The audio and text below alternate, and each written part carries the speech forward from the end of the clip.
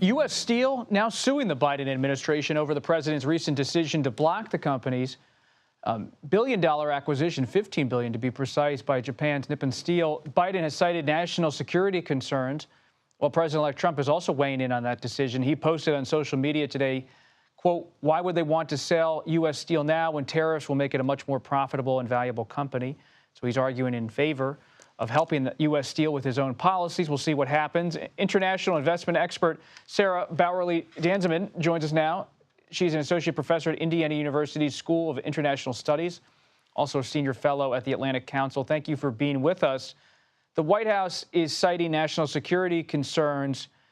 Do you buy that as an academic, an analyst? And what's the story here in terms of the politics and the economics? Well, thank you so much for having me today, Robert. The Biden administration's position is that a domestically owned and operated steel industry is vital national security, a vital national security interest, because steel is such a critical input to so much of our economy. And he's also arguing that since U.S. Steel is neither the only nor the largest manufacturer of steel in the U.S., that selling any American steel company to any foreign investor must be a national security risk that has to be blocked.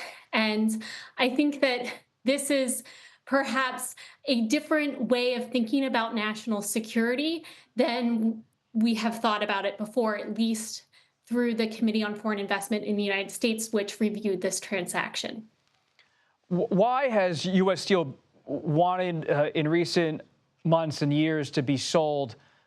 What's its economic situation, its business climate, and what is the backstory of this entire possible sale?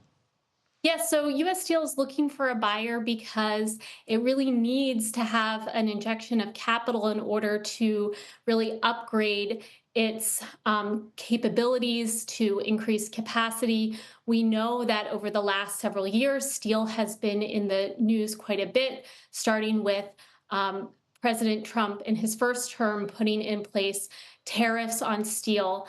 And that really, in some respects, helped to revitalize steel production in the United States. But there's a difference between being able to sell more steel and being able to have the money to invest in upgrading your facilities. This is a capital-intensive process. And so U.S. Steel saw Nippon Steel's bid for its business as the best it could get, and was really excited for Nippon to come in and invest billions in upgrading facilities, expanding production throughout North America. President-elect Trump posted on social media about his tariff proposals, and he argues that he can help make U.S. Steel profitable. What do you make of that? Yeah, well, President Trump certainly likes his tariffs, and tariffs can accomplish many things, but they can't accomplish everything. As I'm sure your viewers know, tariffs raise the local price of the targeted good, which allows less efficient companies to compete. But there's decades of solid research that shows that companies that benefit from tariffs tend to underinvest in productivity-enhancing capital improvements.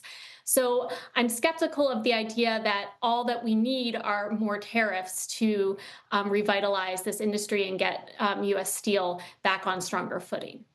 And just quickly, could U.S. Steel be on stronger footing if this deal goes through? What's your view?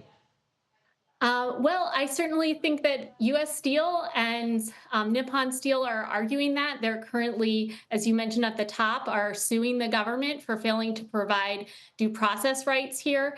They're also suing the president of the United Steelworkers, Cleveland-Cliffs, which is a U.S. competitor who had a competing offer for U.S. Steel, as well as Cleveland-Cliffs' CEO. And they're alleging that these entities and individuals colluded to try to prevent the sale. So it should be a very interesting road ahead as we see how the courts, how this plays out in the courts.